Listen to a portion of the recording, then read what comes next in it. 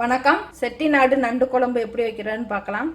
நண்டு நல்லா க்ளீன் பண்ணி எடுத்துக்கணும். முள்ளெல்லாம் உடச்சி எடுத்துக்கணும். 1 கிலோ நண்டு. சின்ன வெங்காயம் ஒரு 15-20 வரை எடுத்துக்கலாம். பெரிய தக்காளியாக இருந்தால் 2 எடுத்துக்கோங்க. சின்ன தக்காளியாக இருந்தால் 3 வரை எடுத்துக்கணும்.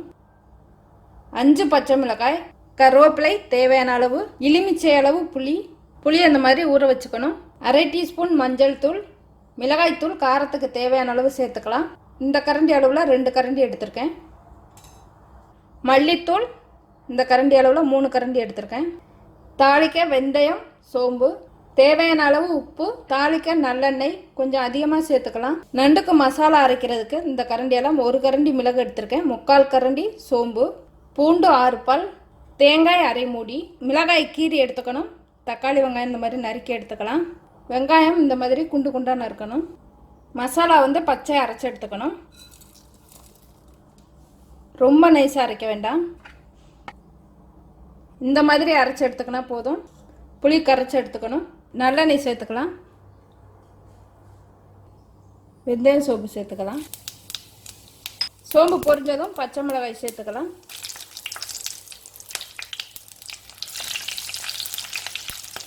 கீறிட்டு போடணும், இல்லைன்னா வெடிக்கும். வெங்காயம்,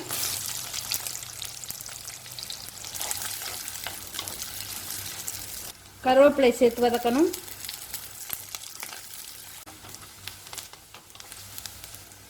தக்காளி சேர்த்து வதக்கலாம்.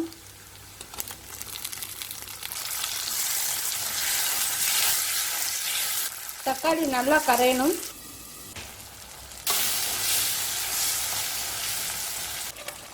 தக்காளி நல்லா வதங்கிடுச்சு. நண்டு சேர்த்து வதக்கணும்.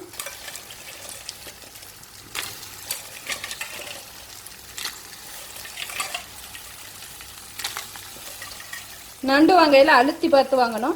அழுத்தையில் கல் மாதிரி இருந்ததுன்னா நல்ல நண்டு. இந்த மாதிரி உள்ள சதப்பகுதி அதிகமாக இருக்கும். அழுத்தையில் தொழுக்குன்னு அமுங்கு பட்டுச்சுன்னா அது கெட்டு போயிருக்குன்னு அர்த்தம்.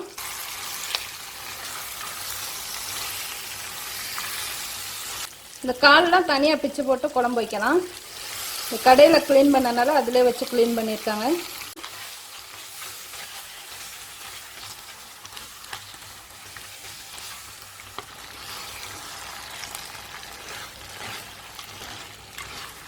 ஒரு நிமிஷம் வதக்கி விடலாம்.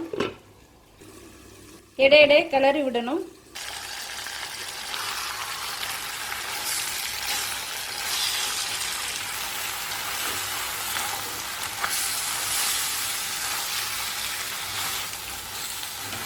ஒரு நிமிஷம் நல்லா வதங்கிடுச்சு. மஞ்சள் தூள், மிளகாய் தூள் சேர்க்கலாம். மல்லித்தூள் சேர்த்து வதக்கணும்.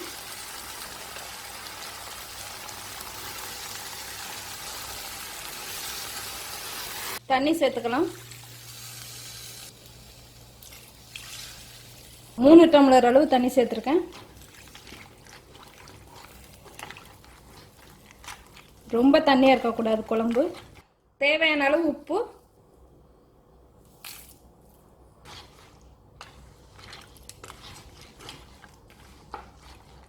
இன்னும் கொஞ்சம் தண்ணி சேர்த்துக்கலாம். இப்போ இது நல்லா கொதித்து வேக விடணும். நல்லா கொதித்ததும் அதுக்கப்புறம் புளி சேர்த்துக்கலாம். மாங்காய் இருந்ததுன்னா மாங்காய் சேர்த்துக்கலாம். நண்டு கூட சுவையாக இருக்கும். நண்டு சீக்கிரம் வெந்துடும். ஒரு 2 கொதியிலே வெந்துடும் நண்டு. இப்போ புளி சேர்த்து கொதிக்க விடணும்.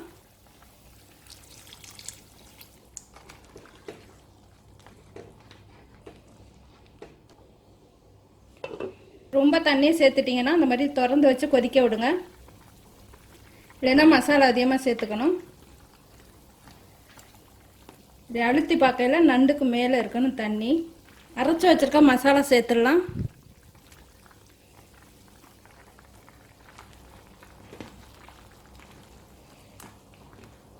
நண்டு குழம்பு வச்சு ஒரு 4-5 மணி நேரமாவது ஆகணும் சாப்பிட.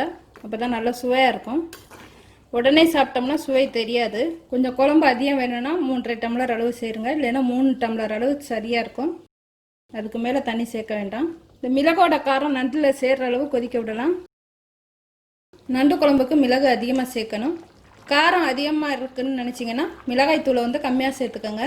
மிளகு அதே அளவு சேர்த்துருங்க. நண்டு குழம்பு காரசாரமாக தான் இருக்கும். நல்லா கொதிச்சிடுச்சு, அடுப்பு ஆஃப் பண்ணிடலாம். செட்டிநாடு நண்டு குழம்பு ரெடி ஆயிடுச்சு. மல்லித்தழை இருந்தால் மல்லித்தழை தூவிக்கங்க. இந்த குழம்பு சாதத்தில் சேர்த்து சாப்பிட சுவையாக இருக்கும். இட்லி தோசை கூடவும் சேர்த்து சாப்பிட சுவையாக இருக்கும். இந்த மாதிரி சுவை சாப்பிட்ருக்க மாட்டீங்க, ரொம்ப நல்லாயிருக்கும். சூடு ஆறிடுச்சுன்னா நல்லா கெட்டியாயிடும். குழம்பு இந்த அளவு கெட்டியாக இருக்கணும். இதுக்கு சாதம் வந்து விரைய வடிக்கணும், ரொம்ப கொலைய வடிச்சிடக்கூடாது. தண்ணி விட்ட மாதிரி ஆயிரும் குழம்பு சாப்பிடல. நன்றி.